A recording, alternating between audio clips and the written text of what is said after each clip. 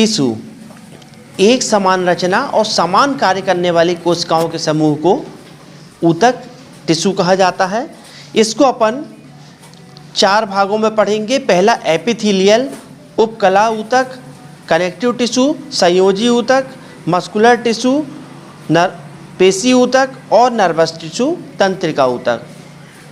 सबसे पहले epithelial tissue, इसके बारे में देखते हैं।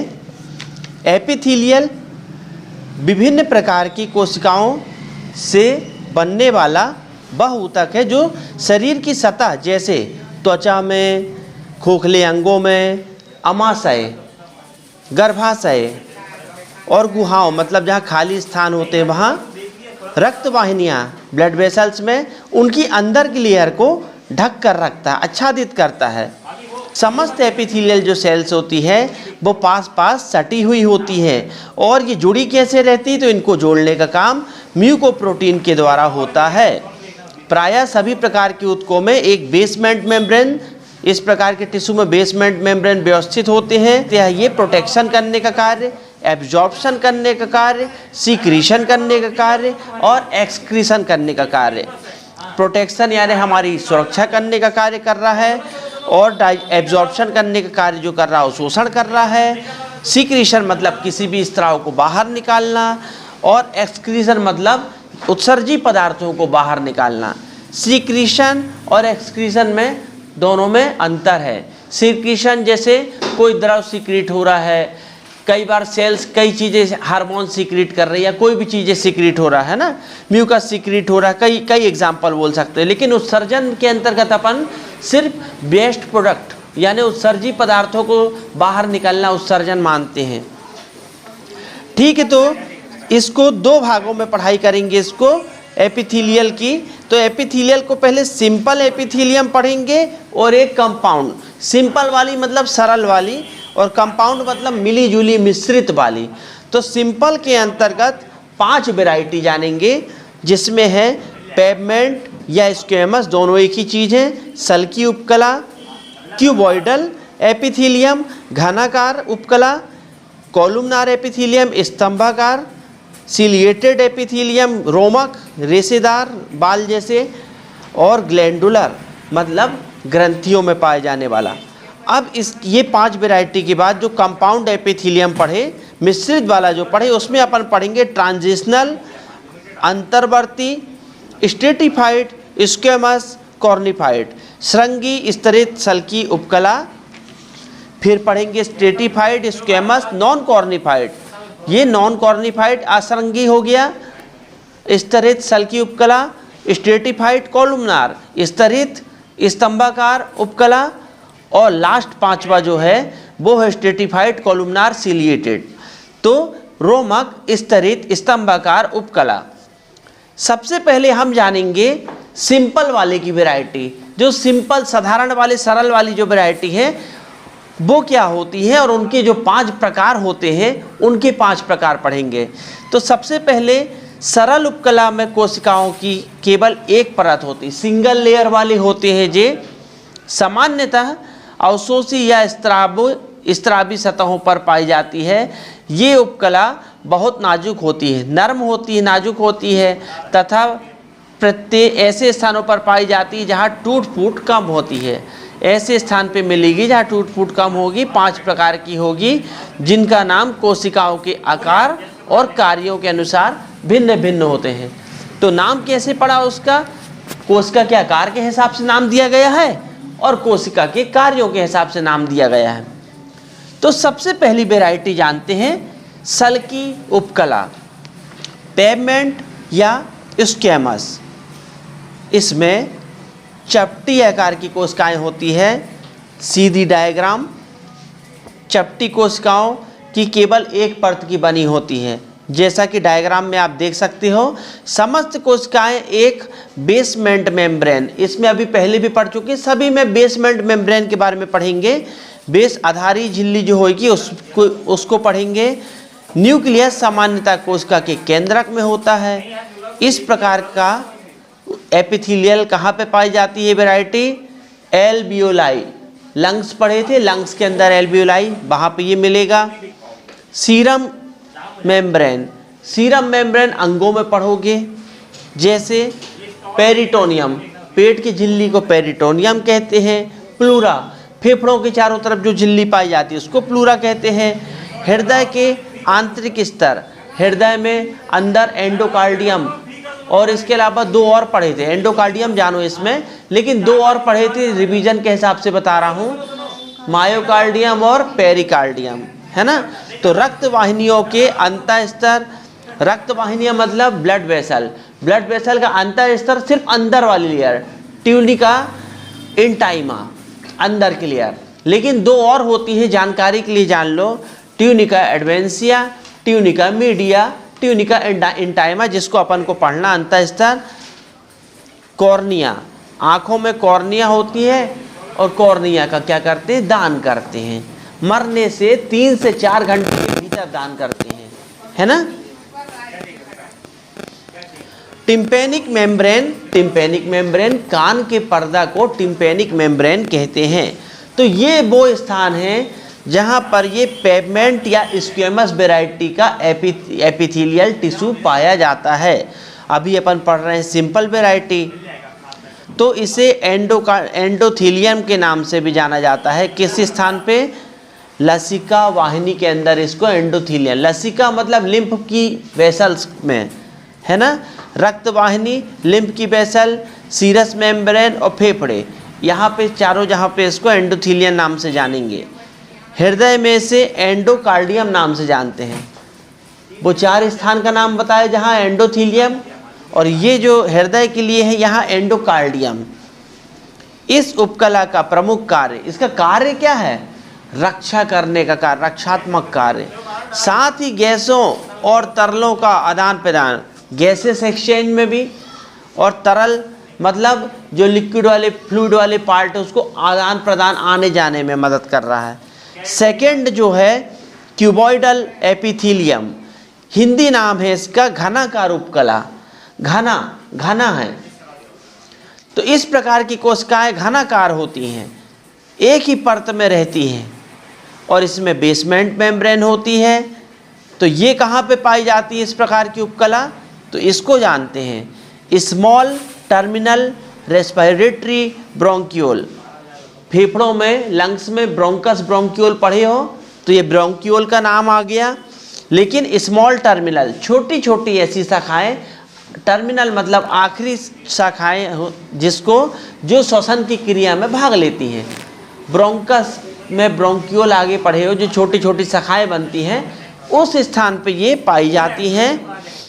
पाचन ग्रंथियों के अभ्यंतर में, पाचन ग्रंथियां मतलब इंटेस्टाइनल ग्लैंड्स हो गई, जैसे आंतों में थोड़े थोड़े अंतर में ये पाई जा रही हैं। डाइजेस्टिव सिस्टम के अंतर्गत पढ़ेंगे इसको अपन। सेलाइवरी ग्लैंड, लार की ग्रंथि, मुख के अंदर लार की ग्रंथि पाई जाती है, 3 तरह की होती है। तो सब मैंडिबुलर, मैंडिबल के नीचे, सब लिंगुअल यानी जीभ के नीचे, और मेन जो लार ग्रंथि होती है वो अपने कानों के नीचे, यहाँ पे पैरोटिड ग्लैंड पाई जाती है। इसका भी वीडियो ऑलरेडी डला हुआ है अपने चैनल पे, पैरोटिड ग्लैंड का, उसको आप देख सकते हो। लार ग्रंथि मुख्य लार ग्रंथि होती है। फिर इसके अलावा थायराइड ग्रंथि, थायराइड ग्रंथि हमारे सर्वाइकल रीजन, गले में होती, नेक में पाई जाती है। 2 लोब होते हैं। थायराइड ग्रंथि से T3, T4, TSH हार्मोन का नियमन होता है। इसके अलावा ये डिम्ब ग्रंथि यानी ओवम, ओवरी से जो ओवम निकलता है, ओवरी में पाई जाने वाली है ना, ये एक सतह होती है यहाँ पर। इस प्रकार की उपकला अंगों की रक्षा करने का कार्य करती है, और जहाँ पे भी सिक्रीशन होते हैं, स्त्रावण होते हैं, या स्टोरेज करना हो, जमा करना हो, तो वहाँ पे भी ये पाई जाती है। तीसरी हमारी वैरायटी है कॉलमनार एपिथेलियम। कॉलमनार, कॉलम यानी होता है स्तंभाकार, स्तंभ, जैसे मकान में जैसे कॉलम जैसी वैरायटी होती है, उसी तरह के कॉलम। इसकी कोशिकाएं चौड़ाई में कम और ऊंचाई में ज़्यादा हो गई, आयताकार की हो गई। इसमें कोशिकाएं बेसमेंट मेम्ब्रेन पर एक परत में स्थित होती है, व्यवस्थित होती हैं। इस प्रकार की उपकला कहाँ कहाँ पाई जाती है? तो ये पाई जाती अमाशय में, आंतों के स्तर में, लेयर में, आंतों को जो ढक के रखती जो लेयर, उनकी बात हो रही है। एल्बुलाई अभी बताया गया है पहले। और अधिकांश ग्रंथियों की जो ग्लैंड्स होती हैं उनकी नलियों में, जो नली होती हैं उनमें पाई जाती है। तो इस प्रकार की उपकला में कोशिकाओं का आकार भिन्न भिन्न स्थानों पर भिन्न भिन्न होता है। अलग अलग स्थानों में अलग अलग आकार हो सकता है इनका। कार्य की दृष्टि से ये उपकला बहुत महत्वपूर्ण है। क्या कार्य है इनका? एब्जॉर्प्शन करने का। एब्जॉर्प्शन मतलब अवशोषण करने का कार्य, सीक्रीशन करने का कार्य मतलब स्त्रावण। सीक्रीशन में निकालना और एब्जॉर्प्शन में मतलब उसको अवशोषित करना, खींचना अपने अंदर। तो ये दो कार्य होते हैं इसके। अगली हमारी जो वैरायटी है सीलिएटेड एपिथीलियम। सीलिएटेड एपिथीलियम, इस प्रकार की कोशिकाएं प्रायः स्तंभाकार होती हैं। ये भी स्तंभाकार हैं, लेकिन कहीं कहीं ये घनाकार हो जाती हैं, घनी होती हैं। तो ऊपर वाली वैरायटी की तरह है, लेकिन कहीं कहीं घनी है ये। प्रत्येक कोशिका के मुक्त सिरे पर 20 से 30 बालों के समान संरचना पाई जाती है। सीलिया, रोमक, रोमक यानी बाल जैसी संरचना पाई जाती है। तो जिनको सीलिया या फ्लैजिला कहते हैं, जिसे सिरे पर रोमिकाएं व्यवस्थित होती हैं। ऊपर वाले सिर पर रोमिकाएं होती हैं। बेसल पार्टिकल की एक पंक्तियां होती हैं, कण होते हैं, आधारी कण होते हैं छोटे छोटे, और प्रत्येक आधारी कण में सीलिया लगा रहता है। मतलब ये जो बाल लगे रहते हैं, एक आधारी कण, उनका भी एक कण होता है, उसमें ये चिपके रहते हैं। ये आधारी कण कोशिका के सेंट्रियोल के फ्रेगमेंट होते हैं। सेंट्रियोल, सेल के अंदर सेंट्रियोल जो पढ़ाए थे उसके जो, उससे ये कण निकले हुए हैं ये। इस प्रकार की उपकला कहाँ पाई जाती है? Fallopian tube. तो गर्भाशय, अंडाशय और फैलोपियन ट्यूब। अंडाशय से जब ओवम निकलता है तो फैलोपियन ट्यूब से होकर गर्भाशय में आता है। मतलब इंग्लिश में बोले, ओवरी से ओवम रिलीज होता है और कहाँ पे फाइनली आता है? यूट्रस में। लेकिन किसके माध्यम से आता है? ट्यूब के माध्यम से आता है। यूटेराइन ट्यूब, फैलोपियन ट्यूब के माध्यम से आता है। तो उस फैलोपियन ट्यूब में ये रोमक वाली वैरायटी पाई जाती है। श्वसन मार्ग, श्वसन मार्ग में रेसे, सीलिया पाए जाते हैं, है ना। जब श्वसन मार्ग पढ़ोगे तो ट्रैकिया तक पूरा देखोगे, छोटे छोटे बारीक सीलिया वगैरह ये सब पाए जाएंगे। क्यों?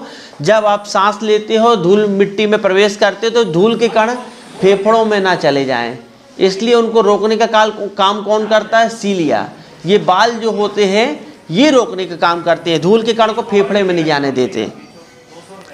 फिर इसके बाद सुषुम्ना, मतलब स्पाइनल कॉर्ड में भी इसके बारे में आप पढ़ोगे, उसकी नलिका में भी ये पाए जाते हैं।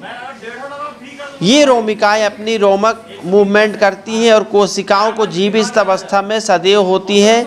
रोमक गति प्रति सेकंड 10 से 20 बार होती है। मतलब एक सेकंड में ये जो बाल लगे हैं लाइन से, एक लाइन से लगे हैं, तो ये 10 से 20 बार इसमें मूवमेंट होता है। ये जैसे उदाहरण के लिए खेतों में आप देखे होंगे, जब हवा चलती है तो पूरी फसल एक बार लहराती है, और जब हवा ख़त्म हो जाती है तो फिर से बाली अपने आप आके सीधी हो जाती है। बस यही पैटर्न अपने शरीर में चल रहा है। इसके अलावा ओवम से, जो अभी एग्जाम्पल मैंने बताया कि ओवम से, ओवरी से ओवम जो चलता है वो गर्भाशय की तरफ चलता है, तो ये ढकेलने का काम करते हैं, ओवम को ढकेलने का काम करते हैं। आगे रेसे जो होते हैं ढकेलने का काम करते हैं। श्वसन मार्ग से भी धूल कण को विपरीत दिशा में, मतलब बाहर करने का कार्य करते हैं। बाद में आपको एक गोबलेट सेल के बारे में बताया गया है, और म्यूकस मेम्ब्रेन्स होती है गले में। यदि धूल का कण जाता है तो रेसे भी पकड़ लेते हैं, और म्यूकस मेम्ब्रेन उसको पकड़ के चारों तरफ से पकड़ के गुब्बारा बनाता है, और फिर वो गुब्बारे के अंदर लेता है, फिर वो फूटता है गुब्बारा, तो म्यूकस अपना फ्री होता है और अपन उसको कफ के द्वारा शरीर से बाहर कर देते हैं। तो ये वाली थ्योरी भी पढ़ चुके हैं अपन। तो अब अपन पढ़ेंगे अगली थ्योरी इसकी, ग्लैंडुलर 5वां नंबर का एपिथेलियल है जो ग्रंथियों में पाया जाएगा, नाम से स्पष्ट है। इस प्रकार की एपिथेलियम एल्बुलाई के अंतर्गत ब्रेस्ट ग्लैंड मतलब ब्रेस्ट में पाई जाएगी, स्तनों में। इसके अलावा स्वेट ग्लैंड माने पसीने की ग्रंथि, लार की ग्रंथि और सीबेसियस ग्लैंड, इसके बारे में पहले बताया जा चुका है। ब्लड वेसल्स में पाई जाएगी ये चीज़ें। आंतों की ग्रंथियों के बारे में बताया गया था, उसमें पाई जाएंगी कुछ भाग में, और थायराइड ग्रंथि में, एल्बुलाई में, इन सभी स्थानों पे ये पाई जाएगी। इस तरह की कोशिकाएं कैसी होती हैं? इसका पैटर्न है घनाकार, क्यूबॉइडल, स्तंभाकार या एक सतह या बहुसतह वाली। स्तंभाकार होती है और कई सतह वाली। बहुसतह मतलब बहुत सारी सतहों वाली। प्रायः एक ही परत में व्यवस्थित होती हैं। इस प्रकार की कोशिकाएं किसी न किसी नए पदार्थों का उत्पादन करती हैं, उन्हें अलग अलग स्रावों में पास कर देती हैं, जो कि अत्यंत महत्वपूर्ण कार्य है। फिर ये हुआ अपना सिंपल वाली की वैरायटी खत्म हुआ। अब अपन मिश्रित उपकला यानी कंपाउंड एपिथेलियम की वैरायटी जानेंगे। कंपाउंड एपिथेलियम के अंतर्गत भी हम 5 नाम पढ़े थे पहले, तो पहला नाम पढ़ने जा रहे हैं। कंपाउंड एपिथेलियम की कई परतों से मिलकर बना होता, मिश्रित होता है, नाम से स्पष्ट है। कई तरह की रचना का निर्माण होता है। तो इनमें पहले नंबर में ट्रांजिशनल एपिथेलियम, अंतर्वर्ती कोशिकाएं। तो इस प्रकार की उपकला में कोशिकाओं की 3 से 4 परतें होती हैं। 3 लेयर वाली या 4 लेयर वाली परतें होती हैं।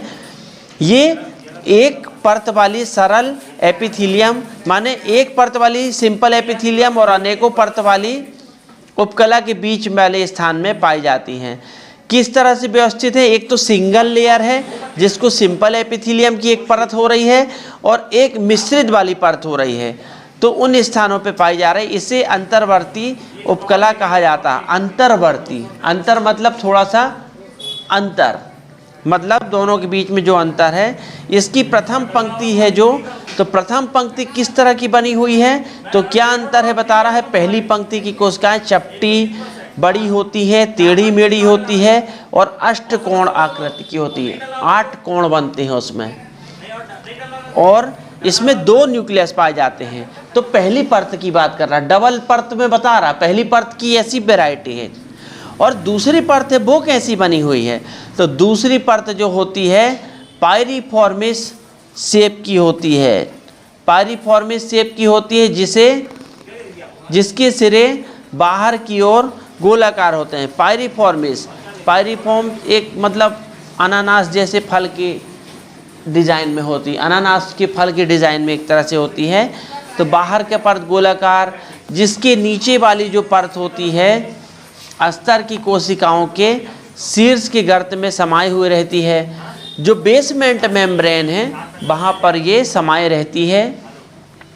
नीचे की जो अगली परत होती है 2 परतों की छोटी पॉलीहाइड्रल कोशिकाएं होती हैं जो दूसरी परत की पायरिफॉर्मिस सेल्स के बीच में रहती है। ये एक्चुअल में इसलिए ऐसा बता रहा है कि इसमें बहुसतही है। डायग्राम में आप देख सकते हो कि ऊपर की सतह चपटी दिख रही है, अगली परत की सतह अलग दिख रही है अनानास के आकार की, और अगली परत फिर अलग से दिख रही है। तो ये जो अलग अलग परतों में बहुसतही है, एक सतह नहीं है इसकी, अलग अलग वैरायटी की कोशिकाएं हैं और इनका एक मिश्रण है। तब तो अपन इसको मिश्रित के अंतर्गत पढ़ रहे हैं। तो इसकी वैरायटी आप देख सकते हो, ये पाई जाती है कहाँ पर? पेल्विक कैविटी, पेल्विक में पेल्विस ऑफ किडनी, किडनी के अंदर रीनल पेल्विस वह स्थान होता है जहाँ पे यूरिन आके स्टोर होती है। यूरेटर मूत्र नली, मूत्राशय और यूरिथ्रा, जहाँ से यूरिन को पास आउट किया जाता है, यूरिथ्रा वह नली होती है। तो इन स्थानों में ये पाई जाती है। तो मतलब ये किडनी वाले सिस्टम आप जब पढ़ोगे तो ये वैरायटी आपको मिलेगी। ये उपकला उत्सर्जी पदार्थों को पुनः अवशोषित करने से रोकती है। मतलब बेस्ट प्रोडक्ट किडनी वाले सिस्टम में पढ़ोगे, शरीर से कचरा बाहर निकालना। दूसरी variety stratified squamous cornified epithelium यानी श्रृंगी स्तरीय सल की उपकला। ये उपकला कोशिकाओं की अनेक परतों से मिलकर बनती है। सुपरफिशियल परत केराटिन के जमाव का, केराटिन एक प्रोटीन होता है, उसकी वैरायटी होती है। तो जैसे बालों में पढ़ लोगे, त्वचा में पढ़ लोगे, दांतों में पढ़ लोगे, नाखून में पढ़ लोगे, इस टाइप से पढ़ लोगे केराटिन की परतों के बारे में। तो त्वचा की अगली परत चपटी सल्कों के समान कांटे जैसी दबी दबी कोशिकाओं से बनती है। इसके नीचे वाली परत चौड़ी पॉलीहाइड्रल, बहुत सारी सतह वाली होती है, चौड़ी होती है। इसमें भी अगली और गहराई में स्थित होती है। ये गहरी कोशिकाएं होती है, स्तंभाकार होती हैं। असंख्य संख्या में इसमें फाइब्रिल पाए जाते हैं। जीव द्रव्यों में प्रोटोप्लाज्म के प्रोसेस होते हैं, कांटेदार होता है। तो जो कांटेदार जो संरचना बनती है उसको अपन प्रिकल सेल के नाम से जानते हैं। प्रिकल सेल्स यानी शक कोशिकाएं रगड़ घर्षण से उपस्थित परतों की कोशिकाएं बराबर झड़ती रहती, मतलब त्वचा में जो रगड़ होती है, घर्षण होती है, उन कोशिकाओं का नाम दिया गया है। इन कोशिकाओं की क्षतिपूर्ति गहराई में स्थित कोशिकाओं की में कोशिका विभाजन होने से होता है। ये कह रहा है कि रगड़ होने से, घर्षण होने से जैसे स्किन झड़ जाती है, तो नीचे स्थित जो कोशिकाएं हैं वो क्या करती है, कोशिका का विभाजन करती हैं। 2 सेल से 4 सेल की उत्पत्ति, 4 सेल से 8 सेल की उत्पत्ति, कोशिका विभाजन। तो ऊपर की परत झड़ गई, तो नीचे की कोशिका नई कोशिका बनाएगी और ऊपर कर देगी, नीचे वाली परत को ऊपर कर देगी। तो कोशिका का फिर से निर्माण हो गया, ये बता रहा है अपने को। तो वातावरण के प्रभाव से झड़ सकती कोशिका, या यांत्रिक दबाव से, मतलब मशीनी कार्य कर रहा है उससे हो सकता है। रगड़ खाने से, चोट पहुंचने से, कई तरह से त्वचा आपकी झड़ जाती है। तीसरी variety stratified squamous non cornified, मतलब असरंगी वाली वैरायटी। हिस्टोलॉजिकली, हिस्टोलॉजी सब्जेक्ट के अनुसार इसकी रचना सरंगी स्तरित उपकला के समान, ऊपर वाली वैरायटी की जैसा ही होता है ये, लेकिन अंतर सिर्फ इतना है कि इसमें केराटिन युक्त परत नहीं पाई जा रही, केराटिन नहीं है इसमें। इस तरह की परत जो है कॉर्निया, आँख की कॉर्निया, मुंह में और ग्रसनी में, फेरिंग्स में, ग्रासनली में और एनल कैनाल में, मूत्र मार्ग के निचले भाग में, वोकल कॉर्ड स्वर रज्जु जिससे आवाज़ निकलती है लैरिंक्स के अंदर, उसमें पाई जाती है।